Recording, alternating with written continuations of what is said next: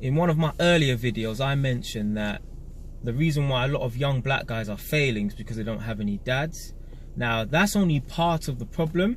There are many other contributing factors to that problem, and one of the contributing factors is status. Everyone wants to be a bad man, and everyone wants to build up some kind of reputation and build up a name for themselves. And I know this because I used to be one of those young people. I know you look at me and you probably think, no way, you know, you wasn't bad. Trust me, I was a road man and I can talk from experience. That's why my name's Jay Wise. I don't call myself Jay Wise because I don't know what I'm talking about. I call myself Jay Wise because I've lived through that experience. And I used to be gang affiliated and I used to hang around with the wrong people. And you know, we would go to other areas to look for people to start trouble, and we thought it was fun. Now, I know that sounds sick, but having fights with people and getting chased and chasing people was all fun. It was all like an adrenaline rush. And there are some people who take it a lot further than that. There's some people that want to build up such a reputation for themselves that they will go around stabbing people to try and like up their numbers, because everyone wants to have a name in the ends. I know it sounds crazy, but I've even had friends, they wanted to stab me because over minor disputes. It's probably because they want to just get their numbers. Everyone wants to have like the highest count of people that they stab, so they think that they're a bad man. And there comes a time in every roadman's life, or at least the majority of roadmen, when they think they're on fire, like they believe that they can't be touched. And I was one of those people. I thought at one point I was a bad boy and I thought no one could touch me. I thought I could get away with doing anything I wanted. So one of the reasons why there's a lot of young black guys, you know, out on the road doing crime and committing crimes is because they want a status. They want to be known as the bad man in the ends, because they think that probably, you know, they'll get girls, or, you know, it will lead them to money, and it's just a general like self-validation thing. You know, I'm a bad man and it makes me feel good knowing that people fear me on the road. Now, another thing is drug selling. Now, a lot of guys sell drugs because they want to try and live a lifestyle that is kind of beyond their age. What do I mean by this? Now, imagine you've got someone who's 35 years old, right? If someone's 35 years old, they should have certain things in place and they should be living a certain lifestyle. So there's some guy comes along who's 20 years old and think, I want that, but I don't want to have to do a 9 to 5 for 15 years in order to get that. So what I'm going to do is I'm going to shortcut those 15 years of hard work, and I'm going to sell drugs so that when I'm 20, I can live the same lifestyle as someone who is 35.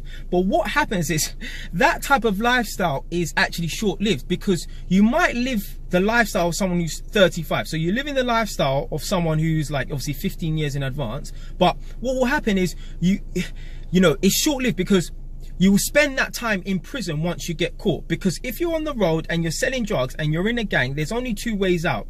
You're going to be in prison or you're dead. And I know people who have suffered the same fate. So when you sell drugs, when you try and take that shortcut, I know no one wants to work for anyone. I don't like the fact that I have to go out now and then and work for people. I hate it. But you know what? Sometimes in life you have to just take the long route. There's no shortcuts in life. Shortcuts only lead to a short life. So a lot of these guys, they will sell drugs to try and like, you know, shortcut life, and they end up cutting their life short. Now, to blame, I would say, and I know you're gonna think this is gonna sound crazy, but a lot of the time it's the parents who are to blame, because there are some parents, like, they're still, although they're like 40 years old or 45 years old, they still got that like street ghetto mindset where, like, you know, if they have an argument with someone in the street, they talk about, yeah, I wanted to punch this person up, and like they're still in that type of mind frame where like they will share videos amongst their friends, like with people fighting on the street on World Star Hip Hop. Trust me, it does happen. I know you're gonna think no, but trust me, I know people who are like that. I've come across parents who, alright, I came across this guy once, and I was on the job. He was a painter and decorator, and he basically brought his son to work with him because his son got kicked out of school, right? So you would think that, okay, instead of leaving him at home to do foolishness, he's going to get his son to work, which is positive. Right. Now, here's where the negativity came into it. Now, I overheard him on the phone to one of his friends in Jamaica. This guy was Jamaican, and he was talking to his friend who was in Jamaica, and he was saying, oh yeah, you know, I'm not gonna let no one rob me, and talking about, like, you know, doing man something and all that. That's a Jamaican term. To do man something means, you know, to harm someone. So he was talking about, oh, if this person ever tried to rob me, I'll do him something. Like, the fact that you're 40 years old and you're still in that type of environment, you're still amongst those sorts of people who you could even potentially be robbed by, says a lot about you. And the fact that he's having this conversation in front of his son just shows me that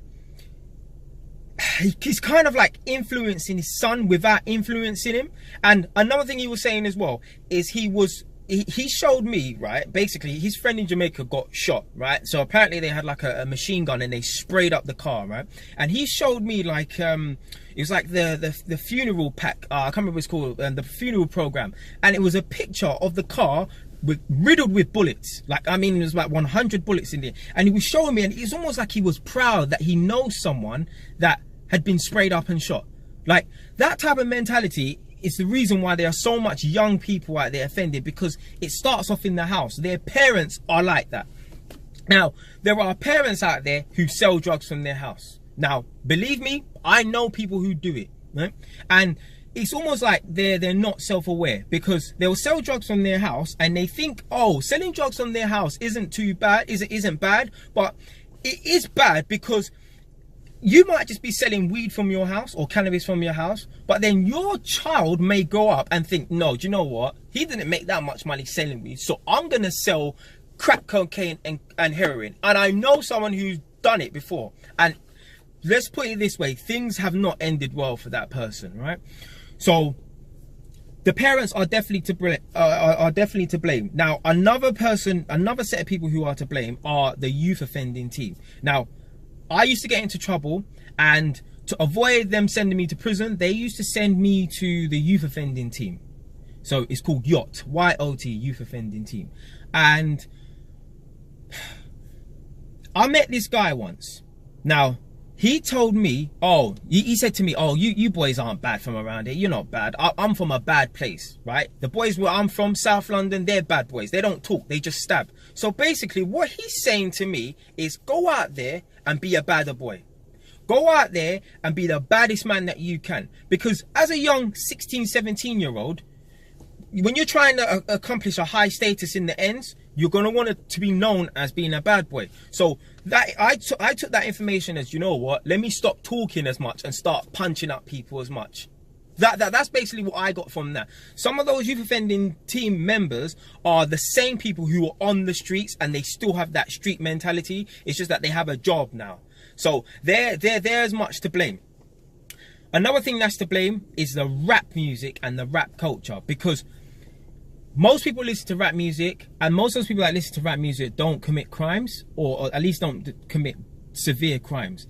But rap music in the wrong ears, because I'm not going to say in the wrong hands, the wrong ears is deadly, because some of the songs that I used to listen to, I still listen to now, and some of those songs are like poison. Like, they're the type of songs, if you want to sit there and, like, you know, if you're about to go and ride out, as we call it, you know, go and look for enemies, that is the right music. There's some music that I listen to up to this day, and even when I listen to it, I go back in time in my mind and I think, yeah, I would love to go and do this and start acting wild. So the rap music is bad, and it's a bad influence as well, because young black guys will watch guys like Jay-Z and think, I want to live that lifestyle. I want them honeys, and I want that car, and I want that house. So, and I know that if I go and work at QuickSave or Sam 99p shop, or even work in HSBC, I know I'm not going to live that lifestyle. So forget about working a 9 to 5, and let me try and imitate Jay-Z and these guys. But what they're going to do is they're going to imitate that lifestyle poorly and end up in prison. Now, the excuses that people make are the following, and they get on my nerves.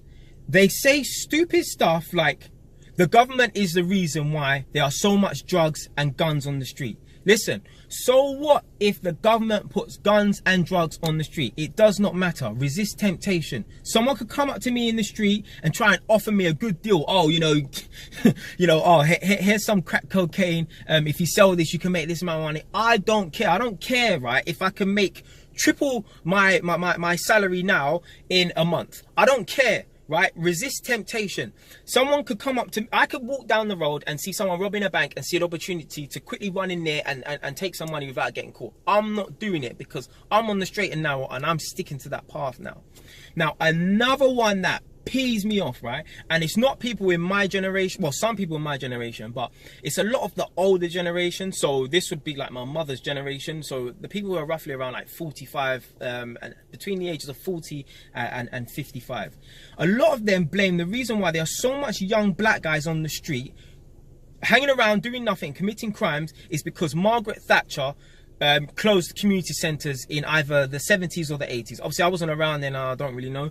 But they blame the reason why there are young black guys hanging around on the street committing crimes because Margaret Thatcher closed the community centres and the youth clubs in the 70s and 80s, which is complete rubbish, because it doesn't matter whether or not there are community centres open. That should not dictate whether or not people are going to go out there and commit crimes. You could use an area like London Fields, which is in Hackney, a notorious estate, right? They've got a lot of young black guys there, but also they have white boys there, Chinese boys and Asian boys. Now, I can guarantee you the white boys, the Chinese boys and the Asian boys aren't out committing as much crimes as the black guys, because their parents have enough sense to keep them indoors and they give them a good upbringing.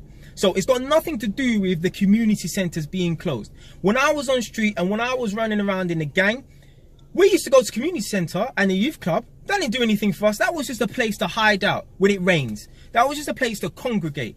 Those people in the community centre are the same people who I mentioned, like, you know, the people I mentioned as the yacht workers who got that stupid street mentality. They're the same types of people who they're in the community centre. They're just as bad as the youth workers. The community centres being closed has got nothing to do with crime being committed. It's just an excuse, and people try to always palm off excuses on like prior events, like obviously, you know, Margaret Thatcher being Margaret Thatcher closing the community centres. That has got nothing to do with it, because as I said before, we used to hang around at the community centres and the youth clubs and it done absolutely nothing for us. It was just a place to congregate and hang out. If you like the video, subscribe. If you don't like the video, change your station.